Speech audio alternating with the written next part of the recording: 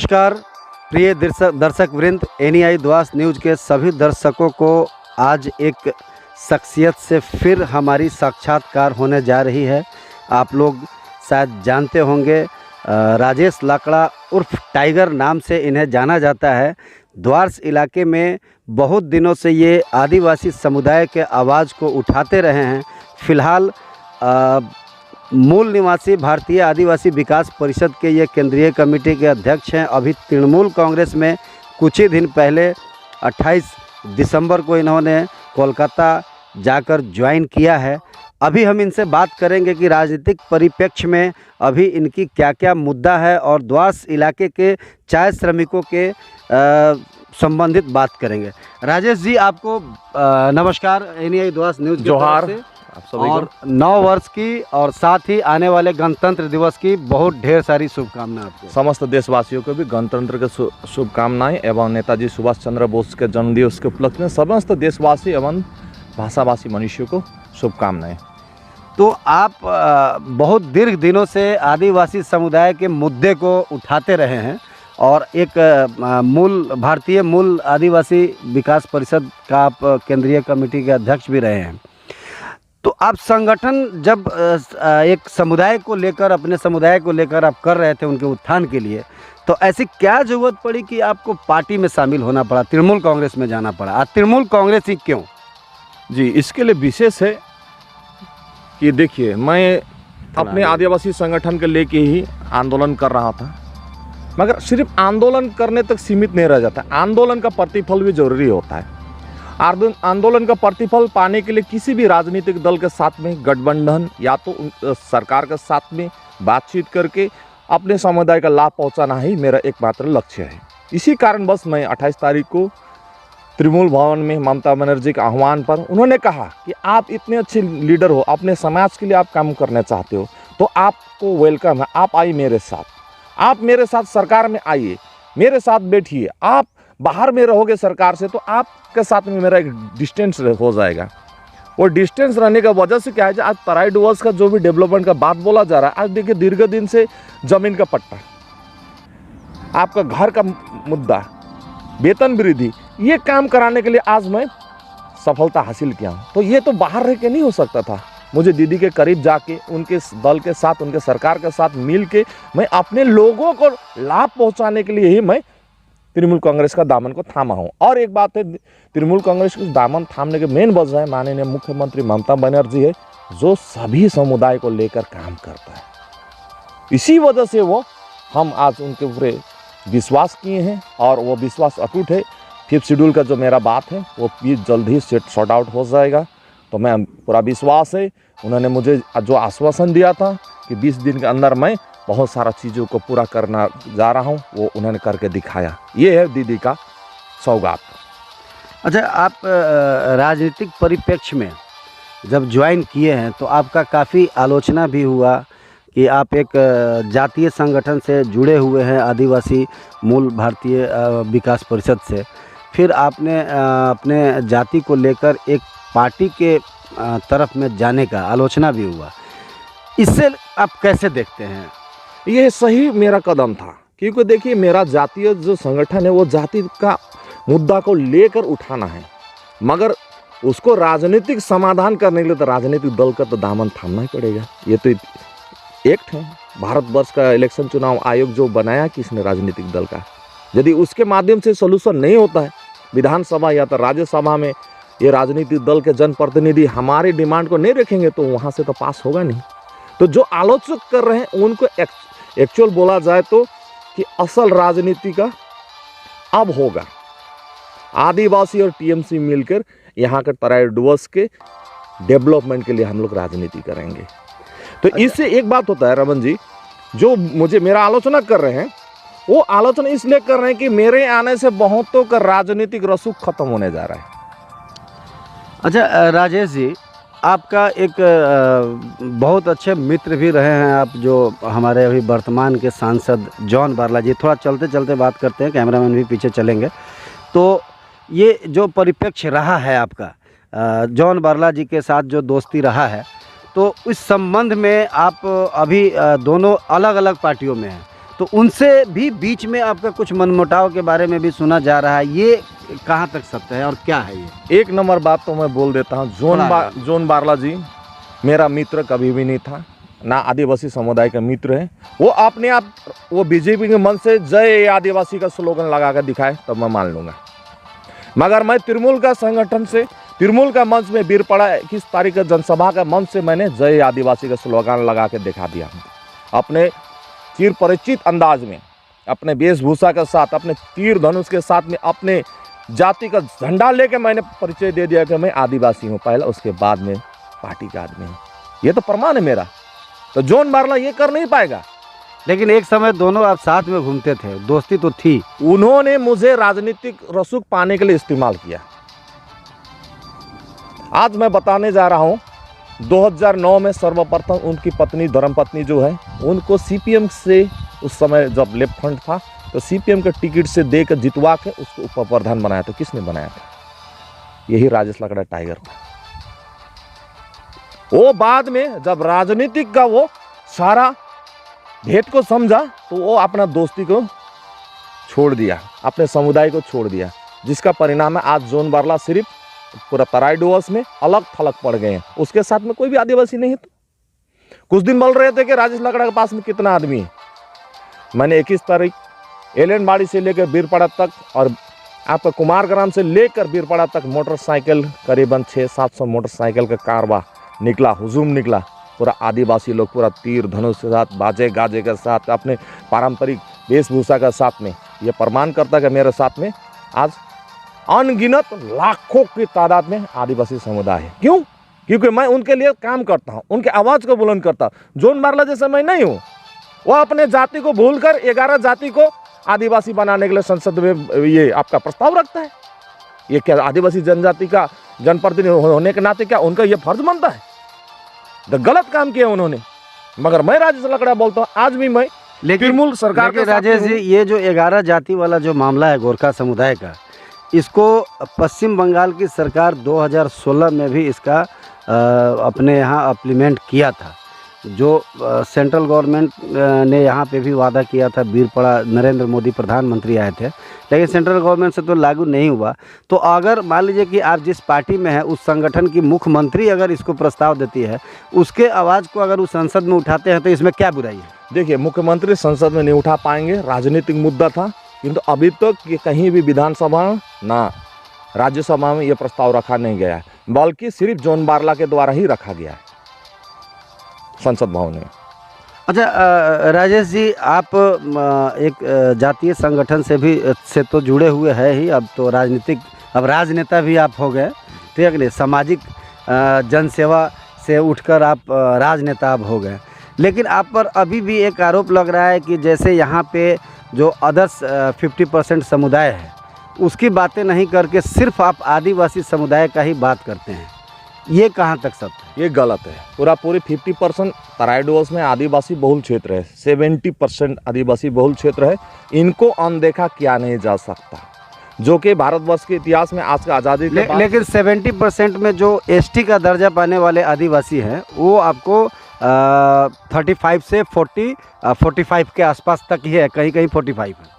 देखिए, संपूर्ण मैं पूरे एक डाटा के आधार में बोलता हूँ कि यहाँ के 5 विधानसभा क्षेत्र में आदिवासी बहुल है, 70% है। बाकी जो 30% लोगों का आशंका है, तो उनको मैं आशंका दूर कर देना चाहता हूँ। देखिए, मैंने बीरपड़ा जनसभा से 21 तारीख को क्या कहा था कि मैं तराई और डुवर्स के समस्त व्यवसायीगण मतलब अर्थ क्या? गैर आदिवासी, बिहारी हो गए, मारवाड़ी हो गए, बंगाली हो गए, ये लोग बिजनेस करते हैं, उनको बिजनेस को बढ़ाने के लिए मैंने पहल कर दिया। और 21 तारीख को हम लोग रात को 8 बजे सर्किट हाउस सिलीगुड़ी पर पूरा मारवाड़ी समाज के बड़े बड़े दिग्गज व्यवसायी लोग को लेकर मैं माननीय श्रम मंत्री और कानून मंत्री के साथ बैठक करके हम लोग इंडस्ट्रियल विकल्प देने के लिए और सॉल्यूशन करने के लिए पूरा हम लोग उनके साथ खड़े हैं। ये बात का हम लोग प्रमाण कर दिया। मैं आज भी जा रहा हूँ एक ज़मीन का मुआयना करने, कि मैं बोलता नहीं करता हूँ। मैं आज एक ज़मीन को मुआयना करने जा रहा हूँ, उस ज़मीन को देखूंगा और जितना जल्दी हो सके मैं उस ज़मीन को देखकर सारे कागज़ पत्र हमारी सरकार के अधीन में है ज़मीन, तो मैं उसको जल्दी से इंडस्ट्रियल एरिया घोषणा करवाने जा रहा हूँ। देखिए मैं ये काम किसके लिए कर रहा हूँ, ये तो गैर आदिवासी के लिए होगा। मेरा कहना क्या है कि मैं जिस जाति से आता हूं तो मुझको तो मेरा बोलना मेरा कर्तव्य है, क्योंकि ये हमको कानून ने दिया है, भारतवर्ष अच्छा, के संविधान ने दिया है। देखिए 70% जो हिंदी भाषी समुदाय जो आदिवासी हैं, उनमें लगभग आपका 35% लोग आदिवासी के दर्जे में नहीं आते, लेकिन वो मूलतः झारखंड और छत्तीसगढ़ से ही यहाँ पर आए हैं और चाय बागानों में ही काम करते हैं। वो साधारण भाषा ही सादरी ही बोलते हैं। उन लोगों को एसटी के दर्जा के लिए आपने कुछ दिन पहले आवाज़ उठाया था, तो उस पर कहाँ तक आपकी सफलता मिली है और क्या चाहते हैं आप उन लोगों को मिले? जैसे इसमें कुर्मी हो गया, महतो हो गया, रवतिया हो गया, इन सबों को लेके नाइक हो गया, इन लोगों को लेके हम लोग एक बैठूंगा उन लोग से भी जल्द ही, उनको प्रस्ताव भेजने जा रहा हूं मैं, और उन लोगों को बैठ के उनके प्रस्ताव तक माननीय मुख्यमंत्री तक मैं इसका पहल करूंगा, मैं खुद करूंगा। मैं झूठा आश्वासन नहीं देता किसी को। और हाँ, सबके हम प्रणाम जनाई छी, हम समस्त बिहारी भाई सबके साथ में है, हम है और सबके चिंता करे के ना पड़ी। आज हम भले ही आदिवासी समाज के बात करत लगे हम, बाकी हम सब समाज के आदमी के साथ में बा। तो रमन झा जी हाँ हमारे साथ में बा, तो हमने के निमन लगा तनी कि देखा हम ऐसे आदमी नहीं के जे रौरा सब समझता नहीं कि हम सिर्फ आदिवासी की बातें करत नहीं, ऐसा बात नहीं के। झा जी आप बताइए, आप रौरा के साथ में हमारे कितना दिन के संबंध बानी, कभी हमारे संबंध कभी खराब भले बनी? बहुत दिनों से आपकी मेरी मित्रता है और हम आपका कवरेज भी शुरू से ही करते हुए 2007 में जब अखिल भारतीय आदिवासी विकास परिषद के माध्यम से गोरखालैंड आंदोलन का विरोध आप लोगों ने किया था, उस समय भी आप लोगों का हम खबर करते थे और विमल गुरुंग जी का भी खबर करते थे। मैं एक पत्रकारिता धर्म निभाता था, लेकिन व्यक्तिगत आपसे हो गया, चाहे जॉन बारला जी से हो गया, उस समय आप लोग साथ में थे तो बहुत अच्छा रिलेशन रहा है, आज भी आपके साथ है। अभी दूसरी पारी जब आपने शुरुआत किया तो मुझे याद किया, मैंने आया था। इस बार भी सबसे पहला खबर मेरे ही कलम द्वारा प्रभात खबर के माध्यम से और एनआई द्वास न्यूज़ के माध्यम से आपका प्रकाशित हुआ था, ठीक है कि नहीं? तो राजेश जी, आप आने वाले विधानसभा चुनाव को लेकर क्या रणनीति है? क्या आप ये 202 रुपये जो दैनिक मजदूरी हुआ है श्रमिकों का, इसको लेकर पूरे श्रमिक खुश नहीं है कि सिर्फ 26 रुपया बढ़ा है, जो ये 3 साल पहले बढ़ना चाहिए था वो आज बढ़ा है, और मिनिमम वेजेज इसके आड़ में कहीं ना कहीं रुक गया, और सब स्टाफ और स्टाफ का जो एरियल मिलना था वो एरियल की बातें यहाँ पर नहीं हुई। इसको लेकर लोगों में शंका है, इसको कैसे क्लियर करेंगे? देखिए मैं सबसे पहले बात मैं सबसे थोड़ा आगे आइए, क्लियर कर देना चाहता हूँ कि मिनिमम वेजेस को द्वारा ये 26 रुपया जो ये अंतरिम पैसा बढ़ाया गया है। मिनिमम वेजेस जब लागू होने का वक्त आ गया अवश्य लागू होगा, ये कभी भी बाधा साबित नहीं होगा। मगर सरकार ने काम करके, आज देखिए ड्राई सीजन बोलता है चा इलाका में, आप देखिए कैमरामैन को थोड़ा सा इधर कीजिए, ये दिखाइए, ये हम लोग अभी हल्दीबाड़ी चाय बागान के एरिया में है, ये पूरा हरा भरा चाय की खेत है यहाँ। तो राजेश जी हमारे साथ हैं। तो ये जो ड्राई सीजन जो बोला जाता है, अभी कोई प्रोडक्शन नहीं होता है चाय बागान में जी, जो कि ये पीक सीजन जो बोला जाता है, जिसको हम बोलते हैं माने बरसात का मौसम में जब पत्ती बड़ा होता है तो उस समय वेजेस का नेगोशिएशन होता है। इस समय कोई बातचीत मालिक पक्ष नहीं होता है, नहीं भी मान सकते हैं, नहीं भी मान सकते, कोई माहौल ही नहीं होता, क्योंकि इस समय टोटली आप कलम का चल रहा है समय, ग्राफ्टिंग हो चुका है पूरा समस्त बागान में। अभी साल छुट्टी आएगा, 14 दिन का छुट्टी बैठेंगे सभी। तो इस वक्त वो जो 26 रुपया का बढ़ोतरी हुआ, ये सरकार का पहल है। मैंने मुख्यमंत्री के साथ जो बात किया था उसी बात का आज उन्होंने वादा निभाया है। इसके साथ में मिनिमम वेजेस का कोई संपर्क नहीं है। उसके लिए आप लोग को निश्चिंत रहना पड़ेगा कि मिनिमम वेजेस का जब समय आएगा, मिनिमम वेजेस अवश्य इफेक्ट होगा। ये सिर्फ हमारे बारला जी का विभ्रांत भरा बयान है, जो फेसबुक के माध्यम से उन्होंने लाइव किया था और कुछ मीडिया चैनलों पर उन्होंने बयान दिया था कि 202 रुपया नहीं होना चाहिए। मैं बारला जी से ये अनुरोध करूँगा, आप आसाम में कम से कम 200 रुपये तक वेजेस लागू करवा दीजिए ना। आसाम में आपका ही राज्य सरकार है, केंद्र में भी आप ही का सरकार है, तो वहां आपको मिनिमम वेजेस जो आप 350 रुपये बोल रहे हैं, आसाम में करवाने में आपको क्या तकलीफ है? और एक बारला जी से मैं कहना चाहूँगा, आप जिस 11 जाति को लेकर आप संसद भवन में आपने प्रस्ताव पास किया था, आपके साथ दिल्ली में आशा का केंद्रीय कमेटी का सारा अध्यक्ष लोग गया था, आप उनको लेके आदिवासी स्टेटस मांगने के लिए आपने दिल्ली ले गया था, मगर अभी तक तो आदिवासी स्टेटस नहीं मिला उनको। तो आप तो विफल हैं। हम जनप्रतिनिधि होकर आप जनता का काम कर नहीं सक रहे हैं। आप आरोप प्रत्यारोप करके, आप आदमियों को विभ्रांत करके, आदिवासियों को विभ्रांत करके कुछ नहीं कर पाओगे। आपको काम करना पड़ेगा, ठोस काम कीजिए, हम लोग भी आपको साथ देंगे। अच्छा राजेश जी, आप असम के चाय श्रमिकों के दर्द को भी आप यहाँ पे उठा रहे हैं, तो क्या आप आने वाले असम के इलेक्शन में क्या वहाँ के आदिवासी के लिए भी अपने संगठन के द्वारा कुछ काम करने का प्लान बना रहे हैं क्या? जी, मैंने तो ऑलरेडी काम कर चुका हूँ। जहाँ BDF, जहाँ बॉर्डर टेरिटोरियल एडमिनिस्ट्रेशन है, वहाँ का चुनाव हुआ तो बीजेपी हार गया। हारा क्यों? राज्य में क्षमतासीन सरकार है, वहाँ क्यों हार गया? मेरा नेटवर्क वहाँ भी काम कर रहा है। लेकिन असम के बहुत सारे आदिवासियों को अभी ST का दर्जा नहीं मिला है। इसको लेकर आप लोग जो है, आप अखिल भारतीय मूल आदिवासी विकास परिषद संगठन बनाए हैं और उसके लिए काम कर रहे हैं। तो अखिल भारतीय में तो असम भी आ जाता है, तो उसके लिए आपके संगठन की तरफ से क्या किया जा रहा है? जी, उसके लिए असम का जो आशा संगठन है, उन्होंने मुझे पत्र लिखा है और मैं अति शीघ्र ही असम विजिट करूंगा और उनको भी बुलाऊंगा और हम लोग संयुक्त रूप से इस विषय पर लेकर बातचीत करेंगे और आम सहमति बनने के बाद में इसका हम लोग जल्द ही आंदोलन को करने के लिए मैं उतर रहा हूँ। अच्छा, ये जो 26 रुपया दैनिक मजदूरी बढ़ा है, इसका प्रभाव आपके चाय बागान क्षेत्रों का 15 विधानसभा क्षेत्र है इस नॉर्थ बंगाल में जो चाय बागान इलाके से जुड़ित है, यहाँ के वोटरों का प्रभाव उस पर रहता है, तो इससे क्या कुछ असर पड़ेगा? बिल्कुल असर पड़ेगा रमन जी। देखिए, सबसे पहला वीर बिरसा मुंडा का जन्म जयंती 15 नवंबर का मैंने छुट्टी करवा दिया। सरकारी छुट्टी है, ऐतिहासिक पहल है। उसके ऊपर चाय सुंदरी योजना मेरा ही मांगा हुआ डिमांड है। आज मजदूरों को घर मिल रहा है, घर के साथ में क्या मिला? सबसे बड़ी बात, जमीन का पट्टा भी दिया जा रहा है। दोनों चीज़ मिलेगा उन लोगों को, जिसका पहल काम का शुरुआत मुजनाई से हो चुका है, रेड बैंक से हो चुका है, जहां पर आपको जमीन प्लॉटिंग करने का और उसको साफ सफाई करने का, अलॉटमेंट करने का जो प्रक्रिया होता है, वो सारा प्रक्रिया, कागजी की प्रक्रिया सारा आरंभ हो चुका है। और मैं बोलना चाहता हूं कि जो अभी 26 रुपया जो वेतन वृद्धि हुआ, ये 15 विधानसभा क्षेत्र अब अवश्य ही प्रभाव पड़ेगा, क्योंकि 26 रुपये मामूली वृद्धि नहीं होता है। वामफ्रंट का शासनकाल को देखिए, तो वामफ्रंट का शासनकाल के 26 रुपये बढ़ता था, 3 साल में भी नहीं बढ़ता था। 1 रुपया, 2 रुपया, 4 रुपया, लास्ट 4 रुपया तक बढ़ा है। 8 आना 4 आना करके बढ़ता था। ये तो हम लोगों का जागरूकता का देने, हमारा आंदोलन का बदौलत का देने के आज 26 रुपये बढ़ा है भाई। तो ये कहीं राज्य सरकार के तरफ से आपको आगे करके आदिवासियों को लुभाने के लिए, ये चाय बागान के श्रमिकों को अपने वोट में आकर्षित करने के लिए ये 26 रुपया चुनावी मौसम को देखते हुए तो नहीं बढ़ाया गया है? देखिए, ममता बनर्जी कभी भी इस प्रकार का कार्य नहीं करती है। जैसे जॉन बार्ला को क्या बोलते हैं, भाजपा ने आगे रख के आदिवासी वोट का टालने के लिए काम किया है, मगर ममता बनर्जी ऐसे नहीं करती। उन्होंने मेरा डिमांड को पास किया है। डिमांड को पास करने के लिए हम लोग धन्यवाद देते हैं। वो काम की है। अब देखिए, जॉन बार्ला तो चुनाव में बोल दिए थे 15 लाख रुपए देंगे, किसी को मिला नहीं। उज्ज्वला गैस कनेक्शन देखिए, नहीं, एक गुरुत्वपूर्ण गुरुत्वपूर्ण देश का प्रधानमंत्री को मजाक करना शोभा देता है, जुमला शोभा देता है बोलना।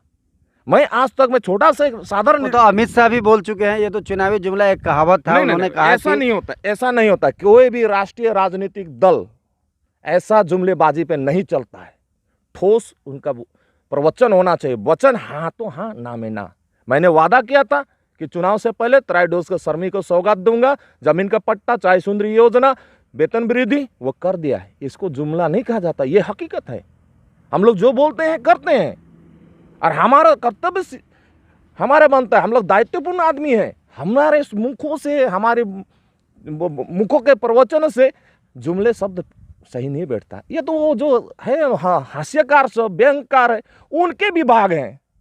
चलिए, आप पहले के अपेक्षा काफ़ी जो है तर्कपूर्ण बातें करना सीख गए हैं। अभी आप एक राजनेता के रूप में आपका आज साक्षात्कार हुआ। आपको हमारी शुभकामनाएं।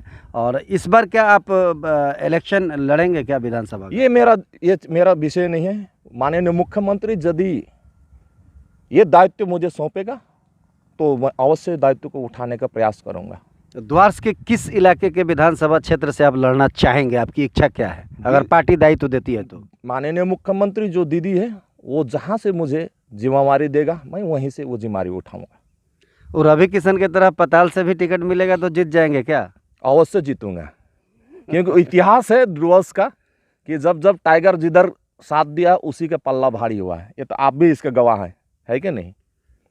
आप भी गवाह हैं, एक पत्रकार होने के नाते आप भी गवाह हैं कि हमने 2006 से आज के 2021 तक में इतिहास बदलने में मेरा प्रमुख रूप से नाम आता है। ऐसा नहीं आता है, काम करते हैं तभी आता है। चलिए, आने वाले विधानसभा चुनाव के लिए आपको बहुत बहुत हार्दिक शुभकामनाएं।